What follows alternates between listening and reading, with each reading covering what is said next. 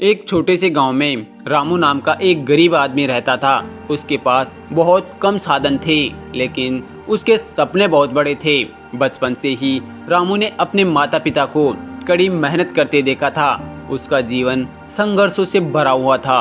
रामू ने ठान लिया कि वह अपने परिवार को गरीबी से बाहर निकालेगा, उनके लिए एक बेहतर जीवन बनाएगा। रामू की शिक्षा अधूरी रह गई क्योंकि उसके परिवार के पास पढ़ाई का खर्चा उठाने के लिए पैसे नहीं थे। फिर भी उसने खुद को पढ़ाई और सीखने के प्रति समर्पित कर दिया।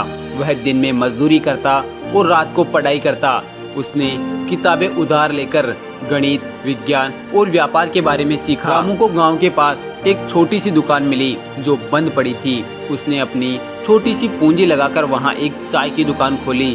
शुरुआत में बहुत कठिनाइयां आईं। कभी ग्राहक नहीं आते, कभी बारिश में दुकान की छत टपकने लगती, लेकिन रामू ने हार नहीं मानी।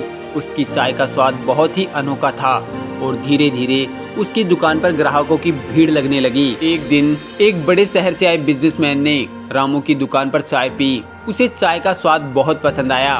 उसने रामू से पूछा, क्या वह शहर में अपनी चाय की एक बड़ी दुकान खोलना चाहेगा?